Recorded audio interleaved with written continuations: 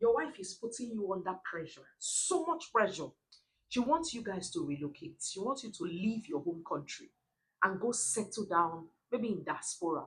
She's tired. She's always on your neck. She's frustrating you.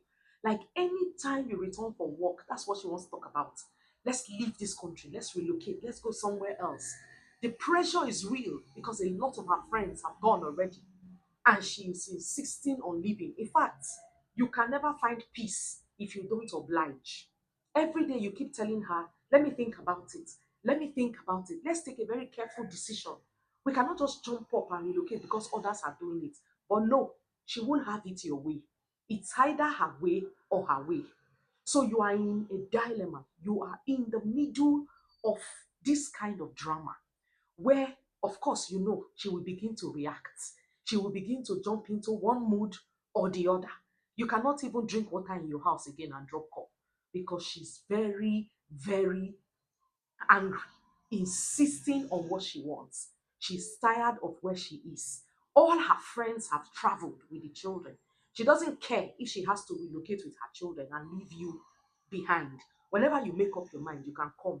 But you see that relocation, it is something that she has put her mind in.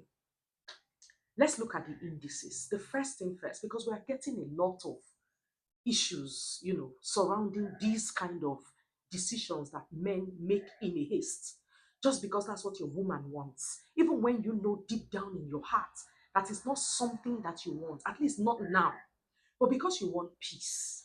Because men thrive where there is peace. You cannot even cope if your wife is not giving you peace. So you have decided that, you know what, if this will make her happy, I will go ahead and do it. After all, at the end of the day, what I need is happiness.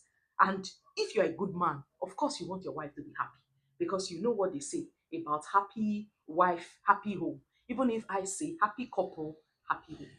Now you have decided to take the decision. I want you to sit down and think deeply about what you want. Because in Africa here, we still have certain cultures that guide us. I'm not saying that we don't have some questionable cultures, but I'm saying that we still have certain cultures that guide us. We still look at certain things, we have certain values, we have certain morals, and all of that. So you need to sit down and think deeply. Why I say think deeply, who is your wife? Can you tell who your wife truly is? If your wife is a woman who naturally has no respect for you. Like she disrespects you consistently, every time, every day, anywhere, anyhow. She has no regard for you. Then you are going to be in a big mess if you decide to travel with that woman. Because the truth is, she's going to eventually leave you if she doesn't put you in trouble. Do you understand? So before you take that difficult decision, that hard decision to leave where you are, dump your job, dump your family, dump everything that you have worked for, and move just because one single human being is being moved by emotions to want to go somewhere else, you need to think. You are the head of that home. There is nothing wrong with relocating, but there's everything wrong with relocating when you don't have a plan.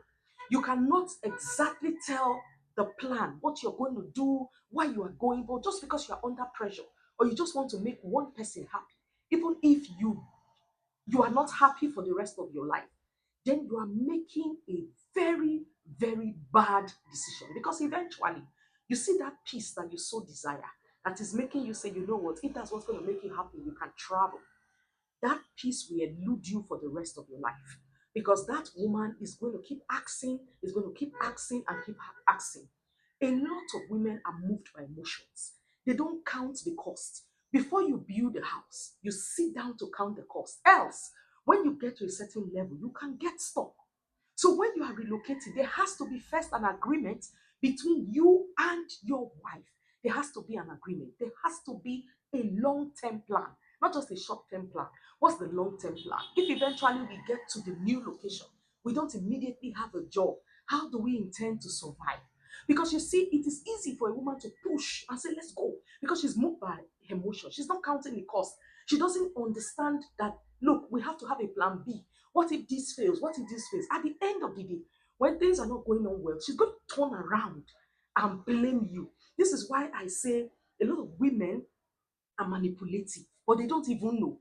Because after pushing and pushing, they get there, the stress hits her. Because she's not wired that way to carry a lot of burden, she's going to come back and push everything back to you. And it's going to be worse than where you are living. Because now it will look like you are a failure, even when in the first place you had seen that this was not going to work. So before you take that difficult decision, looking at your crying wife, all because she's crying every day, oh, my friends have gone, my friends' children are there. Sit down and count the costs. I hope this helps someone.